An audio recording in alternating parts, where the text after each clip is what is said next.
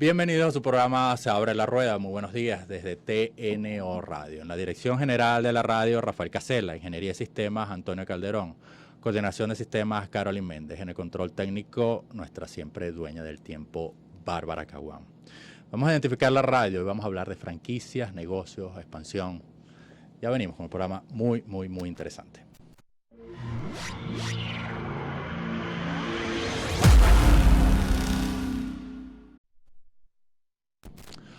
Hoy tenemos un invitado muy especial. Hoy vamos a hablar con Alfonso Riera, él es socio director de Front Consulting Group y representante del Observatorio Iberoamericano de Franquicias. Sus redes en Instagram, @RieraAlfonso, y en LinkedIn lo pueden ubicar por Alfonso Riera. Antes de entrar en la conversación, o para dar pie a la conversación, yo quiero leer un fragmento de su editorial de la revista que Front Consulting emite mensualmente, mensualmente, cada 3 meses. ¿Okay? Negocios hoy, correcto.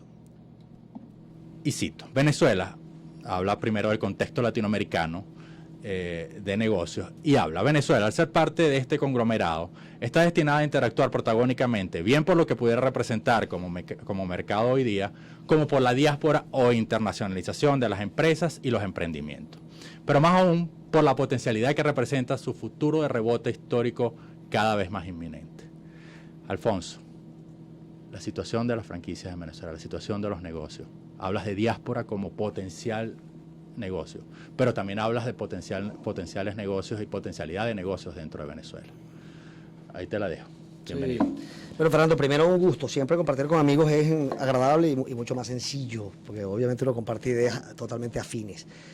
Pero fíjate, Fernando, es cierto eso. Venezuela, acuérdate que el mercado nunca desaparece, Fernando. Nunca. Sí. Él se achica, él se agranda o muta, pero no desaparece. Se pone más interesante.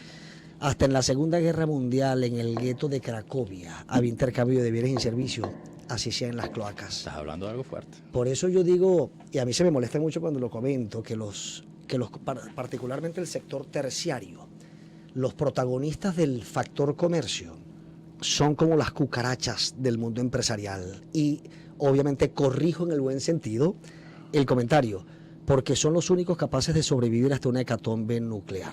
Siempre van a sobrevivir. Cucarachas en el buen sentido de la palabra. Totalmente, por sobrevivientes justamente. Entonces fíjate que Venezuela de alguna manera se convirtió en un mercado de batalla, por no decir otra alegoría, complicadísimo, una especie de sociedad minera. De hecho, todos los elementos y los estudios sociológicos empresariales lo asimilan a una sociedad en batalla, pues, ¿no? Por no decir en guerra. Con los factores económicos me refiero, pues, ¿no? Eso produce una emigración, como la hemos visto, una diáspora, que por supuesto, sin aplaudir y todo lo contrario, sus causas, que son muy complejas y posiblemente hasta tristes, lo que no podemos es sucumbir ante esa tristeza y más bien levantar el periscopio para determinar la potencialidad que eso representa. Bueno, Fernando, son 4 millones de paisanos que están afuera, dentro de los cuales hay mucho talento acumulado, profesional y empresarial. Si tú de alguna forma, la primera decisión que tú tienes que tomar como venezolano es, ¿estás aquí o estás allá? Pero en el medio no puedes estar.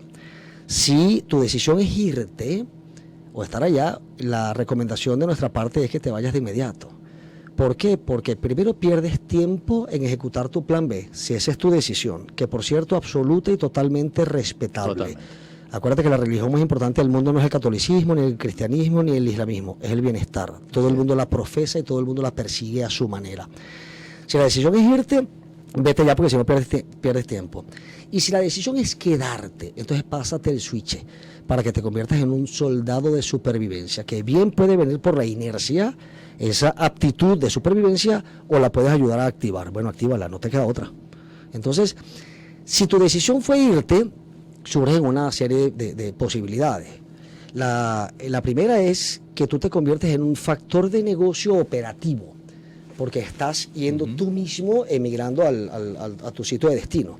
Allá tú puedes explorar el tema de las franquicias, que hemos sido muy insistentes de que significa quizás una de las rutas de menor o de mayor ahorro de riesgo, porque estás adquiriendo un negocio probado, estás teniendo de alguna manera un franquiciante que es como tu coaching. Ahí estamos de alguna manera tratando de enfilar la exploración de las franquicias oriundas del país de destino al que tú vas. No tanto el que te lleves una franquicia que no exista a donde vas, porque sería básicamente muy parecido a un emprendimiento primario con todos los riesgos que eso implica. Correcto. Pero el irte tú, por ejemplo, a Colombia, a México, a Brasil, y explorar franquicias ya consolidadas de ese país de destino, para ser tu parte contenida de un continente ya funcional, de una cadena que ya de alguna manera tiene varios o muchos locales, un franquiciante a la mano que te va llevando, haciéndote coaching, asistencia, soporte, eso disminuye tremendamente los riesgos. No los desaparece, pero tenemos una estadística. Del 100% de las unidades franquiciadas que se abren en el mundo, el 80% llega al 5º año de vida. No es infalible, nada en los negocios es infalible, pero muy alto. Pero vaya reducción de riesgo, sobre todo si lo compara, Fernando, con el factor del emprendimiento primario, que de cada 100 negocios que se abren en el mundo, no más del 10% sobreviven a ese quinquenio mortal que llaman, ¿no? Entonces, bueno, tú tienes un factor comparativo. Por eso, fíjate que la diáspora es muy difícil de cuantificarla. Primero porque todavía hay duda de cuántos venezolanos viven a nivel de conteo civil. Pero empresarialmente, yo creo que vale la pena hacer un esfuerzo para tratar de saber qué pasó con los venezolanos afuera, empresarialmente hablando. En materia, en nuestro sector, hemos hecho algo de estadística, pero todavía con una blandura en su contenido. Pero se estima que sean más de 500 las franquicias adquiridas por venezolanos colocadas en el exterior, dígase que migraron y compraron una franquicia allá. Fuera. Pero esa cifra es muy blanda, Fernando, porque cada vez que viajamos y la información que nos manda toda la red que compone nuestro grupo es que todos los días aparecen nuevos que ya las tenías hace 2 años, 3 años, pero mira, yo compré esto y no sabía de este conteo, ¿me entiendes? Eso nos convirtió en el país exportador de franquiciados más importantes del mundo. Lo que quiere decir 2 tipos de visiones. Bueno, obviamente qué lástima que salimos y esa es la realidad. Exacto, y que no están aquí invirtiendo aquí. Es correcto, pero qué interesante que no se quedaron muchos de ellos sentados obviamente en un lamento y se activaron adquiriendo franquicias. Y se fue mucha gente entonces con capacidad de inversión, que eso es quizá lo más duro de todo, más que no nos hayamos desarrollado como franquicia aquí, es la capacidad de inversión que se fue. Se fue de todo, Fernando, obviamente, pero aquellos que tenían esa capacidad la comenzaron a ejecutar, obviamente se fueron en varios niveles, se fue aquel que tenía gran capital, que de alguna manera hizo un relocation empresarial y pudo mudar su empresa, o pudo internacionalizarla teniendo y manteniéndola acá, pero también abriendo operaciones afuera, o pudo hacer inversiones de otro nivel. Básicamente los de grande capital podrían tener también acceso al mercado inmobiliario, que es pasivo, lo cual te puede generar rentas de manera tranquila y sin mayores esfuerzos, pero para que te tengas una renta suficiente para la subsistencia necesitas inversiones grandes de capital, porque recuerda que el mundo inmobiliario tiene una formulita que a mí me encanta decir, que puede acercarse al 1% de rendimiento en renta del valor de los inmuebles. Eso quiere decir que si necesitas $10,000 para la subsistencia en renta pasiva, entonces estarías invirtiendo $1 millón en inmuebles. ¿Me explico? Vamos a profundizar en este tema y en estos números que nos estás dando ahorita, porque son muy interesantes para los inversionistas que nos están viendo. Aparte que este programa nos están viendo en todas partes del mundo por vía web. Y vamos a profundizar en eso, la internacionalización de negocios locales. ¿Ok? Ya regresamos. Perfecto.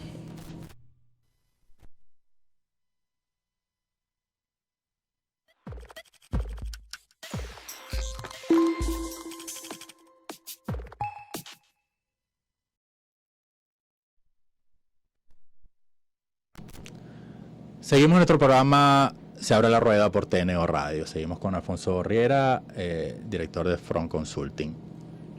Alfonso, estábamos hablando de cifras, estábamos hablando de estadísticas. Latinoamérica sigue siendo el lugar preferido del inversionista venezolano el inversionista que decide abrir franquicias. La labor de Front Consulting en ese sentido, la labor de ustedes como empresa y como ejemplo también, porque ustedes también se han expandido a Ecuador, El Salvador, etcétera, etcétera, por un lado. Y el otro, mirarse adentro. Hay empresas que se están redimensionando, hay empresas que están reestructurando sus modelos de negocios, hay empresas que están reestructurándose internamente y exportando su modelo de negocios a través de ustedes y a través de empresas que hacen el trabajo similar a ustedes. Vamos a hablar un poco de eso, vamos a ampliar ese tema y danos tu visión de hacia dónde vamos. Sí, fíjate que para seguirte dando cifras, el tema te comentaba que era muy difícil entonces cuantificar lo que está ocurriendo con los venezolanos afuera a nivel empresarial.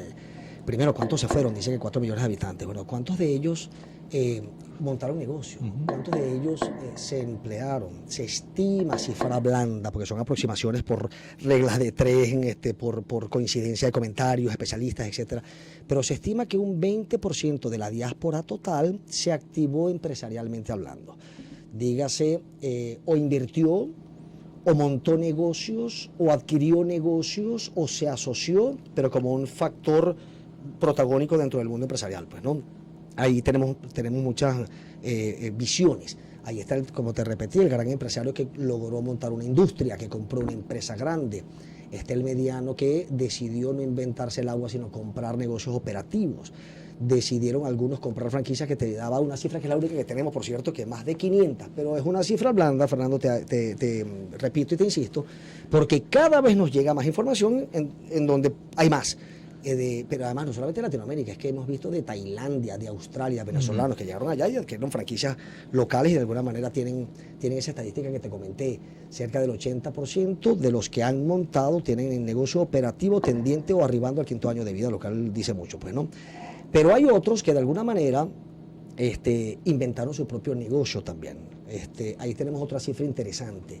Cerca de 30 conceptos han sido inventados por venezolanos en el exterior y los han convertido en franquicia. No nacieron en Venezuela esos conceptos, sino nacieron en el exterior, pero por venezolanos. Sin embargo, la nacionalidad de la cadena no es local, porque acuérdate que un negocio tiene la nacionalidad donde abre su prototipo o su tienda piloto. Eso quiere decir que si unos venezolanos se fueron a Colombia y ya crearon un negocio, montaron su primera tienda en Colombia y luego lo franquiciaron y empezaron a crecer, ese concepto es considerado nacionalmente colombiano, aunque los socios sean venezolanos. Correcto. Pero más de 30 conceptos han sido creados por venezolanos en el exterior y ya se están franquiciando en el exterior. Algunos de ellos, por darte un ejemplo, lo bueno de este espacio que no puede tener la libertad de mencionar marca. Por supuesto. Pero por darte un ejemplo, Paletas Bajo Cero en la República Dominicana, que es un concepto de helados de paleta que comenzamos a trabajar con ellos desde que tenían una tienda, hoy día tienen 23 tiendas y este año se ganaron el premio de la franquicia de mayor expansión del año. Todas allá en Dominicana. Todas en Dominicana por ahora, aunque ya estamos trabajando con su factor de internacionalización del concepto. Pero bueno, valga decir, es de venezolanos, creado por venezolanos, pues, ¿no? Ahora están los que quedaron acá.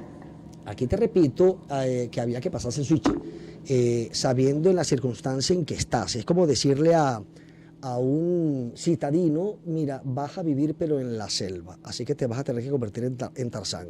Olvídate de seguir añorando tu ciudad y tu zona de confort estando en la selva. Pásate el switch de superviviente. Eso es una labor que de alguna manera no es para todos. Por eso la diáspora, Fernando, porque esto no es para todos. Porque esta profundidad, esta intensidad, esta complejidad, buscando el bienestar, como todo el mundo lo persigue y lo promueve, no se sienten cómodos todo el mundo. Además, nadie se siente cómodo. Lo que pasa es que algunos lo soportamos. O algunos aguantamos, porque la capacidad de tolerancia varía de ser humano a ser humano. O logramos establecernos en un nicho, en un posicionamiento que nos permite desarrollar algo de alguna manera. Eso es correcto. Y quiero entrar con eso de alguna manera en el tema. O desarrollar, o dentro de lo que desarrollábamos, vamos a decir, tener la posibilidad de transformarlo, mutarlo, y adaptarlo a una realidad que nos agobia. Es correcto. Aquí hay varios ejemplos y ustedes manejan varios ejemplos de esos. Hay franquicias que ya estaban establecidas que están redimensionándose. Empresas, inclusive una que tiene un programa en esta misma radio, que desarrollaron un concepto y lo están exportando. Que eso es absolutamente válido. Sí. Eso, ¿qué tan común es eso? ¿Es algo que está sucediendo ahorita por las circunstancias que estamos viviendo o es algo que ya venía sucediendo en el quehacer de sí, fíjate que interesante porque ya entonces volteamos la cara para Venezuela. ¿Qué está pasando en Venezuela? Bueno, el tema es que esta ciudad, este país, que de alguna manera tenía sus condiciones, estábamos acostumbrados a una convivencia, se convirtió en un factor detonante y de la convivencia pasamos a la supervivencia. Y eso de alguna manera trastoca y transforma todo el hilo empresarial, porque de alguna manera, además, este es el único país del mundo en donde se detracta la actividad de manera expresa por el estamento, por el establishment, lo cual no es sencillo y nadie estudió para eso, por cierto, ¿no? Y no te lo enseñan en la universidad, no pone unas condiciones muy particulares. Exactamente. Pero fíjate entonces lo siguiente, ahí volvemos a traer el dicho, el mercado nunca desaparece, se agranda, se achica, muta, y aquí lo que ocurrió fue que mutó. Entonces, uno, tiene sectores que definitivamente recibieron el disparo en el pecho. Ojo, estos ejemplos son meramente alegóricos y académicos, en donde no tuviste ninguna oportunidad en tu sector y lamentablemente tuviste que bajar a Santa María. Bueno, ¿qué hiciste? ¿Te echaste a llorar, migraste o te reinventaste para determinar tus cualidades, tu talento, tu capital y tus capacidades instaladas como para migrar de sector? Eso también pasó, porque lo que también pasa, Fernando, es que en los sitios complejos, en épocas de crisis, lo que resulta se hace aún más evidente. ¿Por qué? Porque son como flores en el desierto. Esos negocios que a pesar de lo que está pasando resultan viables, entonces hay que observarlos con mucha intensidad. ¿Por qué? Porque están destinados a abordar lo que la gente quiere y puede. Entonces aprovecha el espacio, Fernando, crece automáticamente. Por eso hoy día todo negocio viable en Venezuela está pensando en fórmulas de diversificación y asociabilidad, dígase franquicias. ¿Por qué? Porque me atrevo a continuar, pero en la Venezuela de hoy solo ni de broma. Eso quiere decir que me abro a factores asociativos.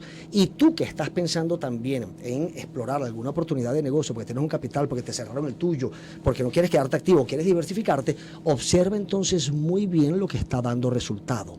Y tócale la puerta, porque seguramente de aquel lado vas a encontrar un sí, quiero hacer algo contigo porque necesito crecer, porque mi negocio es viable y esta es la oportunidad. Ahí yo siempre digo también un dicho muy interesante, en épocas de crisis y de profunda crisis, casi todo el mundo se repliega. Así que el que pueda y quiera avanzar encuentra espacio. Eso quiere decir que, y fíjate cómo pasó, vamos a poner algunos ejemplos. La galletera del Zulia, que, bueno, Susie Cookie la conoce. Bueno, Susie Cookie, por supuesto. 30 aperturas en los últimos 20 meses. Un crecimiento exponencial en esta época. Coco Factory, que nació con un localcito de venta de cocadas y obviamente le dieron un matiz, la llevaron a otro nivel, dignificaron la cocada a otro nivel. Bueno, tienen ya 19. ¿Por qué? Porque tú te das cuenta que están vendiendo, que están dando resultados, que son negocios exitosos. No le vas a tocar la puerta para decir voy pegado en esa partida. Entonces, ¿qué va a decir el dueño? Oye, no comparto contigo y me lo quiero comer yo solo. No, vale, te franquicio, te asocio, vente. Y así de alguna manera están planteados todos los negocios en Venezuela que están siendo viables. Por eso que tú ves, el que está importando plantas está desesperado por buscar un socio en Maracaibo, en Maracay, en Valencia, en Barquisimeto, para clonar su actividad desde Caracas para tener un socio operativo. Ahora, si tú eres de Maracaibo, ¿vas a esperar que él te toque la puerta o vas a levantar el periscopio para ver que está funcionando para que te vas a llevar? Exactamente. ¿Me entiendes? Eso con respecto a las oportunidades generales. Y luego, apenas estamos sacando un censo, que por cierto, Fernando, estamos terminándolo y doy la primicia porque me encantaría venir a este programa cuando lo terminemos, porque nos falta un mesecito. Dalo por hecho. Claro, porque el último levantamiento estadístico que hicimos en la franquicia fue en el 2016. En esa época teníamos 580 empresas franquiciantes internacionales y extranjeras, con un bonito factor, por cierto, de que el 70% de ellas eran nacionales, lo cual denota la madurez del mercado venezolano que teníamos. ¿Por qué? Porque cuando en un mercado las franquicias nacionales superan a las extranjeras, es un síntoma de madurez y consolidación. Eso quiere decir que dejamos de ser un país comprador de franquicias y nos convertimos en un país productor de franquicias. Teníamos 12.000 unidades de ventas y cerca de 100.000 empleos directos. Esas cifras antes de la hecatombe, dígase antes del 2016, fueron las últimas. Estamos apenas recogiendo los vidrios, sacando el conteo actualizado y estamos terminando el censo. No me atrevo a dar cifras porque quiero obviamente terminar de hacer los conteos, pero la reducción que esperábamos, que había una estimación de olor de que pudiera superar el 50% del número de cadenas, no locales, cadenas, no fue así, Fernando. Hay una reducción importante, pero no es tan radical como la que pensábamos. Eso dice mucho entonces del sistema de franquicias. ¿Por qué? Porque las franquicias de alguna manera tratan de trabajo en equipo. Es un franquiciante que tiene franquiciados y el franquiciado tiene el mismo negocio que tú y sufre lo mismo que tú. Eso quiere decir que si tú tienes una cadena de tu propiedad de 4 restaurantes y no tienes tomates, el problema es tuyo. O sea, los gerentes no se van a comprometer a salir a buscar tomates porque bueno, tienes que buscarlos tú. Pero si tú eres franquiciante y tienes un restaurante y tienes 4 franquiciados, el problema es de 4. Porque él tiene el mismo negocio que tú. Así que son 5 cabezas buscando el tomate y el que lo traiga los trae para todos. Eso quiere decir que las franquicias tienen mayor resiliencia porque es un efecto colectivo, porque es un juego en equipo. Por eso eso la desaparición del número de cadenas de franquicias está muy lejos de la reducción global del comercio que se ha manifestado en Venezuela. Eso es interesante, pero apenas lo tengamos, vamos a venir para acá. Eso nos da otra cifra interesante. Ya estás comprometido, dalo por hecho. Fíjate que nos da una tercera cifra que hemos podido contabilizar. Cerca de 100 franquicias venezolanas ya han ejecutado con pragmatismo, con realidad, su actividad de internacionalización. O sea, 100 franquicias venezolanas al menos tienen una tienda abierta en el exterior. Eso sí estamos hablando de internacionalización de la franquicia local. Eso hay que verlo también con dos visiones. No todas estaban preparadas para eso, pero tienen que hacerlo por necesidad y obligación. Acuérdate que Venezuela se convirtió en un país exportador de factores de negocio, bien sea de negocios o de factores de negocio, capital o talento, por necesidad. Ojalá lo hubiésemos hecho, por cierto, en la Venezuela de 430, cuando nuestras empresas con una planificación, con un criterio de que estamos trabajando en abundancia, con un criterio de escasez, por madurez natural, orgullo, ¿no? Pero ahorita lo estamos haciendo por necesidad. Por necesidad. Así que muchas de esas franquicias han abierto un poco apuradas. Vamos a ver cómo va a ser el resultado. Okay. No todas estaban en el momento evolutivo. En la madurez. Exactamente. En la madurez necesaria, pues, vamos a decir, para cosechar ese fruto. Pero volvemos a que eso sea una campanada de un síntoma muy interesante, que es que el venezolano no se está quedando pasivo. Así sea apurado, así sea precipitado, estás tomando la decisión de colocarte fuera. Y bueno, pasa entonces el caso contrario. ¿Qué pasa con las franquicias que todavía se mantienen en Venezuela? Se reinventaron, se redimensionaron. Cuando me hablas de franquicia y de este tema que me vas a tocar, me hablas de las franquicias tradicionales, a decir, McDonald's, extranjeras y nacionales, etcétera, etcétera, extranjeras y nacionales, ok. Están en una constante redimensión. Entonces, bueno, porque tú tienes que de alguna manera interpretar día a día lo que tu interlocutor estás necesitando. Por eso este es el único país del mundo en donde no tienes papa, vende yuca. En donde no tienes la marca, vende la otra. Así tu local sea de otra marca, ¿correcto? En donde vendías medicina, bueno, vende ketchup, vende refresco, en fin. Lo bonito y lo complejo de esto es que día a día tienes que interpretar lo que estás viviendo. Pero al mismo tiempo consciente de que hay, ¿cuánto le quieres poner? 30 millones de personas porque éramos 34 y se fueron 4, o 28 porque éramos 32 y se fueron 4, pero hay 30 millones de personas que de alguna manera necesitan bienes y servicios. La pregunta es, ¿qué le vas a ofrecer? ¿Qué le vas a ofrecer? Ahora, vemos casos muy loables, vemos casos como te comentaba que acabo de venir de Maracaibo, en un encuentro muy interesante de un grupo importante allá farmacéutico. Me reservo quizás el nombre para que sean ellos los que digan la noticia. Para que sean ellos los que digan, exactamente. Pero a pesar de lo que se está viviendo en Maracaibo, en donde el 45% de los puntos de venta han cerrado, en donde tienes cortes de luz por 10 horas diarias, estos grupos de alguna manera no solamente se mantienen, sino se atreven inclusive a abrir tiendas. Y ahí nombro un caso, tenemos la apertura reciente de el caso Coveca de Farmacia SAS, de abrieron hace poco la Casa SAS, que es el concepto de mayor expresión, que es una tienda de 1000 metros cuadrados. Básicamente es un mini mercado hecho realidad. En Maracaibo, en la Maracaibo de hoy. Ya vamos a entrar en eso, en los nuevos modelos de negocio.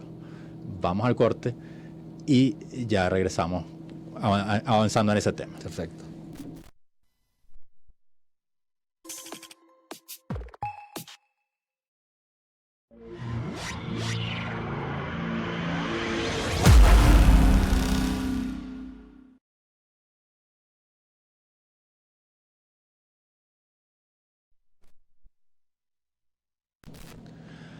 Nuestro espacio es promocionado por Traqui, Mineros de Guayana y Ciudad Mineros, la primera ciudad deportiva de Venezuela.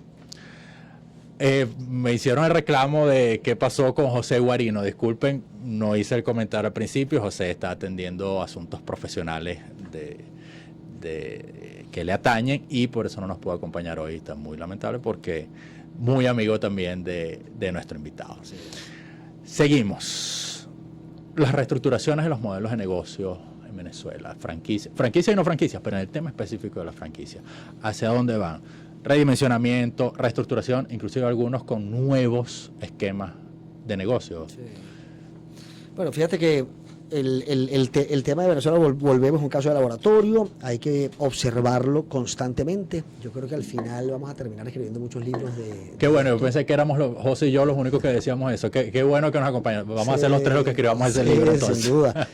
Por supuesto, siendo parte de esta vivencia, no ocultamos la profunda complejidad, pero de que es interesante.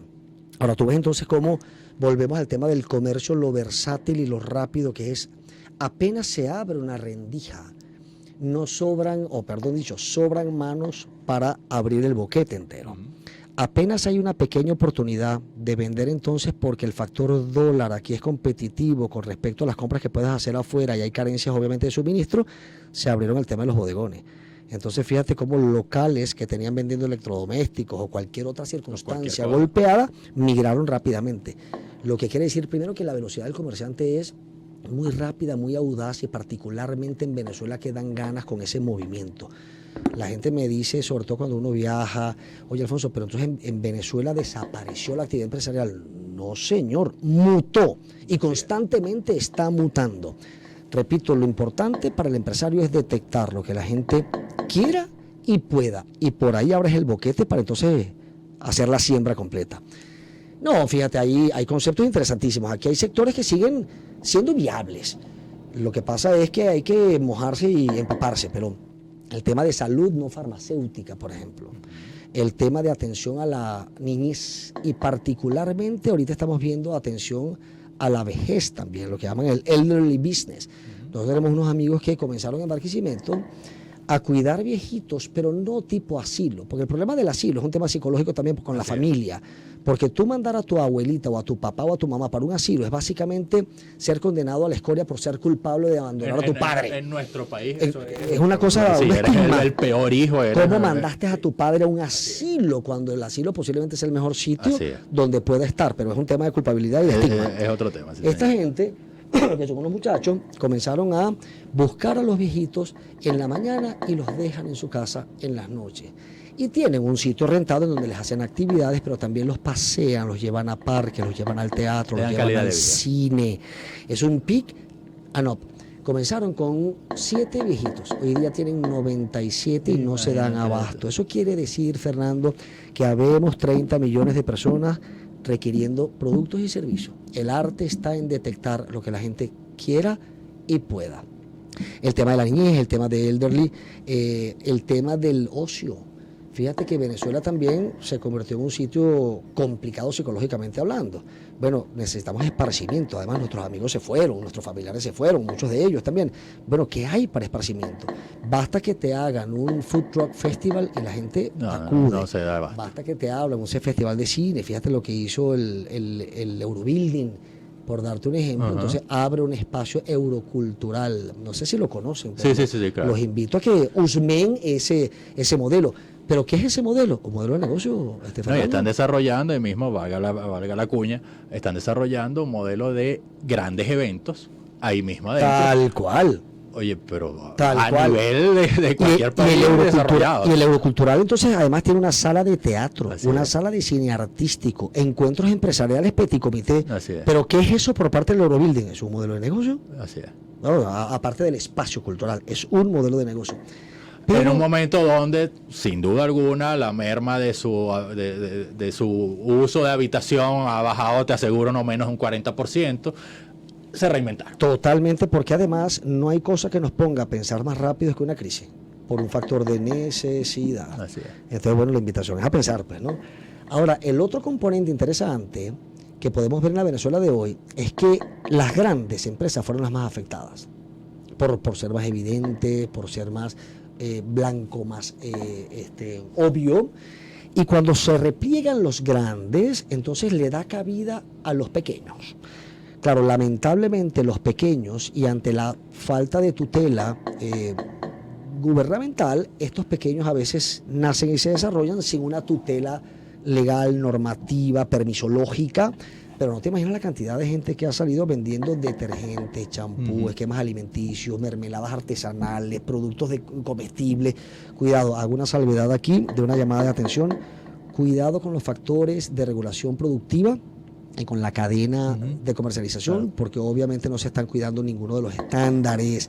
Entonces no nos queda sino a la buena ética del empresario de que esté haciendo las cosas bien, pero no porque el Estado esté tutelando el buen proceder del producto hasta el consumidor Sí, final. hasta el consumidor final. Pero te invito a que salgas en el CCT para que cuentes los negocios que hay de recarga de consumibles de productos de limpieza que hay. Cuidado, y empresas grandes establecidas están entrando en ese esquema también. Lo tenemos aquí abajo también. Exactamente. Nuestros amigos además son clientes muy queridos. La gente de Click. Son Tú extraordinarios. no me puedes comprar el pote completo, ¿verdad? No me lo puedes comprar porque obviamente Pues cuesta. te va a salir costoso. Pero Claro. si yo elimino el pote y elimino la tapa y elimino la etiqueta, que por cierto representan el 60% del costo del producto, entonces te vendo el líquido en un pote permanente que tienen allá abajo. ¿Me entiendes? O te lo pongo en un camión en los Y ahí eventos. van. Ahora, Fernando, yo quiero preguntarte quién era el dueño de esta tienda que está por aquí también, que vende productos al granel, no del Click que vemos, sino de la otra que hay. Sí. Pero pregúntale, es el empresario que tiene la zapatería antes. Así es. Ahora, curiosamente, es el mismo empresario, propietario del mismo local,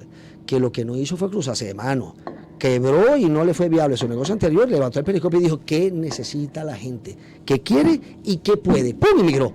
Bueno, eso lo estamos viendo, pero constantemente a nivel nacional. Y te lo presentan bajo un esquema que se ve bastante. Pues ese es otro tema. Exacto. Porque fíjate que aquí el venezolano, si en algo fue acucioso y teníamos un pie adelante con respecto a la evolución comercial de la región, fue en lo que yo he llamado la dignificación de los conceptos. Que con dignificación no estamos hablando de inventar la pólvora, sino en venderla de una manera coqueta. Yo siempre coloco el ejemplo de Juan Chichero, grandes amigos, de nuestros primeros clientes. Ese fue, eso te iba a decir, no fueron tus primeros clientes por casualidad. De los primeritos, la primera camada de 10, creo yo, año 98. Ellos inventaron la chicha, ¿no, Fernando? Ellos simplemente se dieron cuenta de que la oferta de la chicha, un producto muy demandado, de mucho apego, además, cultural al venezolano, era ofrecida bajo unos estándares muy particulares, en donde yo siempre coloco como ejemplo el hecho de que tomarse una chicha era un problema, porque había que ir al centro de la ciudad, a la plaza, ubicabas al chichero, pero yo le huía para no entrar en el problema, y mentira, el inconsciente me llevaba al lado del chichero, y empezaba con el examen fitosanitario de la situación, pues, ¿no?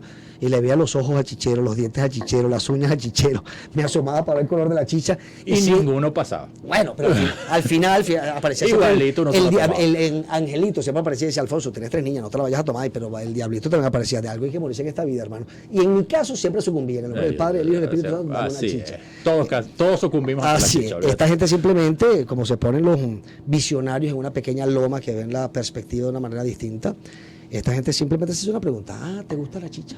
¿Con qué te gusta la chicha? Yo te la voy a ofrecer de una manera distinta, y hizo coqueto el elemento de la chicha. Entonces puso el carrito con una ruedita azul paragüita, con un chichero, con unos guantecitos, te la puso en un buen sitio, un buen precio, un buen sabor, y te dijo, ¿vienes o no vienes? La gente se volcó. Eso se llama dignificación del proceso o de oferta de productos tradicionales.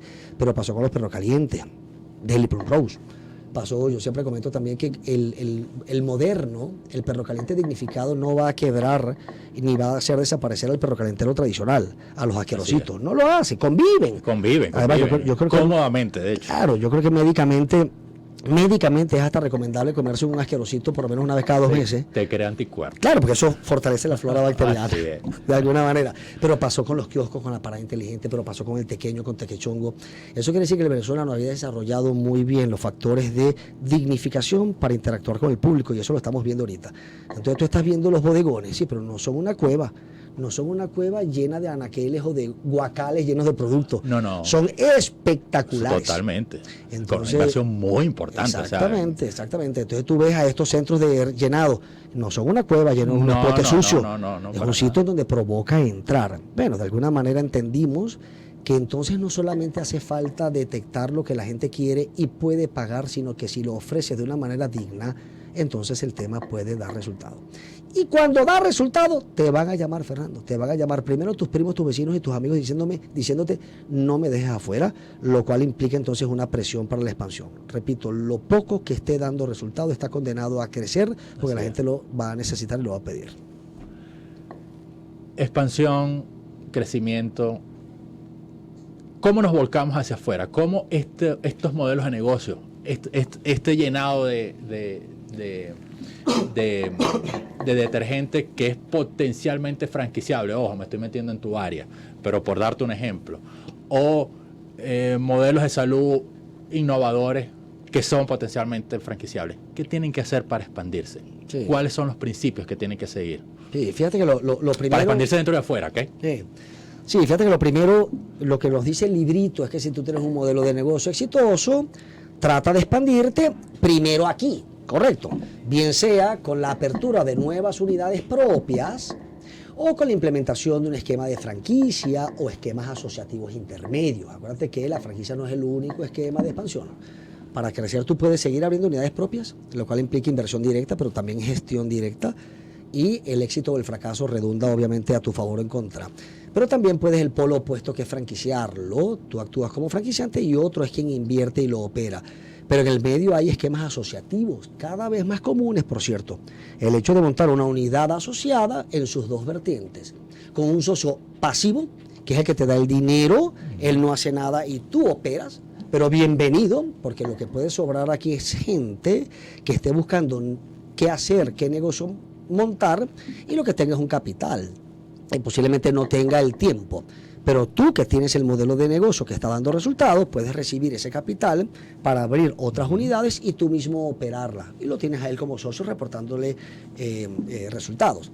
La otra opción es esquema asociativo con socio operador. Esa nos encanta porque además ese es un tipo de franquicia, se llama franquicia asociativa, en donde la casa matriz abre una tienda, la opera el franquiciado, pero la casa matriz se quedó de socio. Correcto. Okay.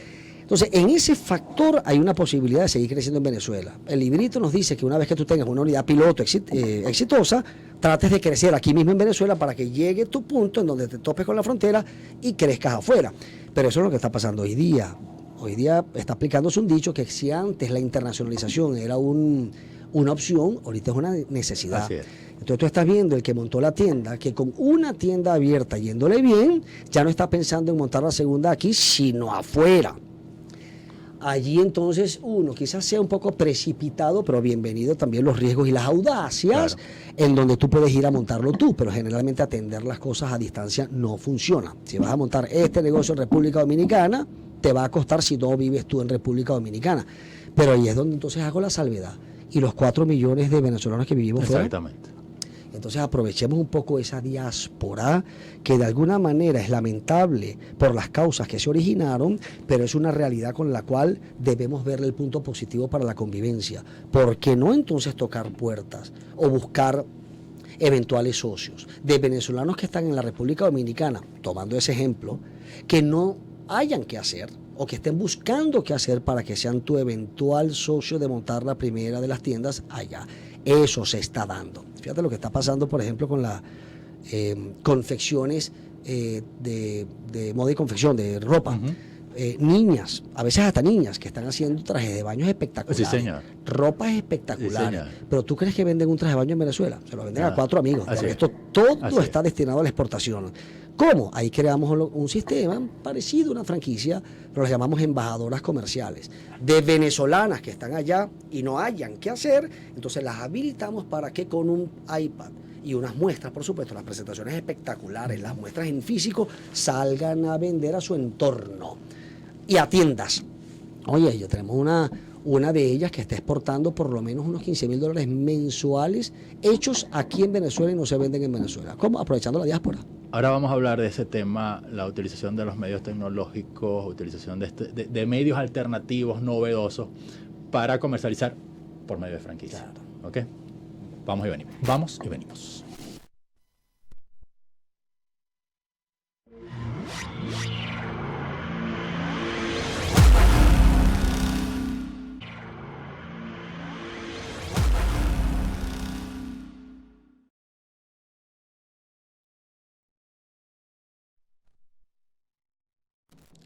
Seguimos en nuestro programa Se Abre la Rueda. De verdad que muy impactante, muy interesante. Muchos datos vitales en este momento que nos estamos llevando y se está llevando usted para que usted razone. Esa es parte de la esencia de nuestro programa.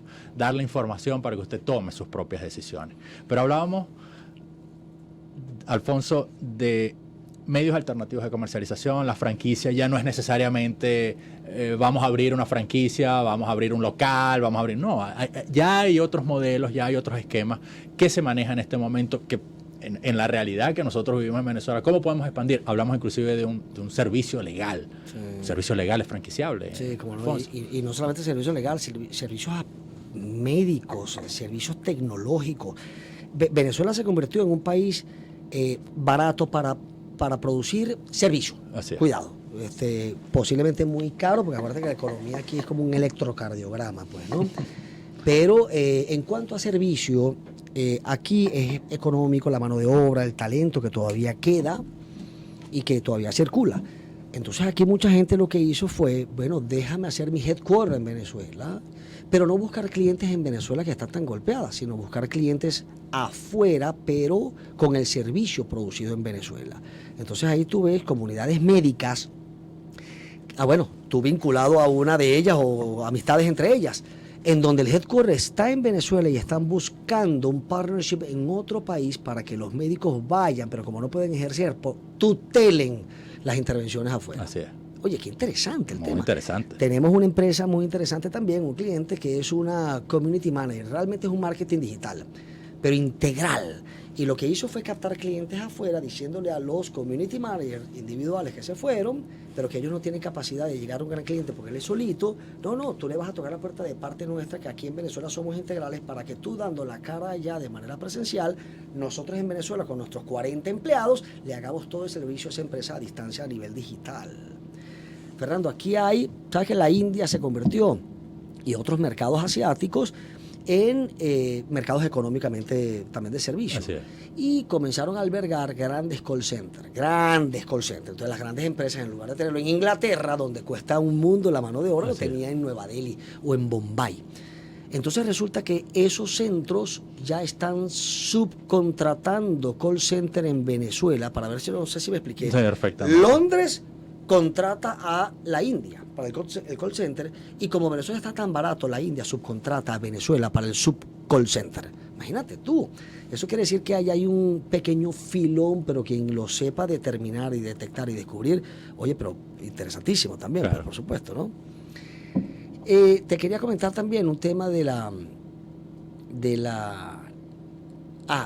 oportunidades fuera, fíjate.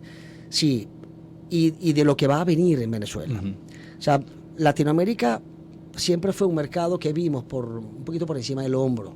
Venezuela estaba siempre acostumbrada a ver hacia Estados Unidos, exacto, Europa, pero nos dimos cuenta que en esos mercados la competencia es muy dura, las regulaciones son muy duras y los capitales que se requieren son muy altos para poder ser competitivos, salvo algunas honrosísimas excepciones. Claro. El caso Goico, por ejemplo. Imagínate tú, llegó a España, creó su red de hamburguesas y bueno, resulta que la vendió en una tremenda cantidad de dinero, pero haciendo un emprendimiento primario, pues, ¿no? Ahora, lo que va a venir en Venezuela, obviamente no es un tema de peyorativo ni discursivo, va a ser muy importante, primero porque el país está en el suelo a nivel de todos sus elementos operativos, a nivel de la salud, infraestructura, construcción, servicios elementales que automáticamente hay que reactivar. Eso va a implicar capital, eso va a implicar contrataciones masivas que van a tener obviamente salarios, ingresos y va a reactivar la economía de una manera lineal y global. La pregunta es, tú empresario que todavía estás en Venezuela, que todavía estás apostando a ese cambio cuántico, ¿qué estás haciendo para prepararte para eso? Yo siempre le pregunto a los amigos y clientes, el día, Fernando, que se te presente la banca, porque el esquema cambió, y la banca te diga y te toca la puerta, quiero que me pidas dinero para reactivar tu empresa, ¿qué le vas a presentar? Si tú titubeas y le dices, déjame entonces un mesecito para yo hacer mi proyecto, te brincaron 7 competidores y tomaron los créditos que estaban destinados. Yo como banquero no te voy a hacer caso. Entonces la pregunta es, ¿qué estás haciendo en estos momentos? Echado de cruzados de mano, esperando. Acuérdate que en la selva el que se eche debajo de un árbol se lo come la fiera. Así es. Eso quiere decir que mantente en movimiento, bien reactivando, impulsando el negocio que tienes, o por lo menos haciendo el ejercicio teórico de cuál es el negocio que quisieras en un futuro, para que el día que se abra el telón seas el primero, obviamente, en tocar la puerta o responder rápidamente a quien te está tocando la puerta. La idea es mantenerse en movimiento, pero de brazos echados no te va a servir de mucho. Alfonso, como casi todos nuestros programas, esto da para otro programa y lo vamos a tener cuando tengas con gusto. las cifras, cuando tengas el censo, y vamos a discutirlas aquí profundamente. De verdad, muchísimas gracias. Muy explicativo tu programa. Ustedes.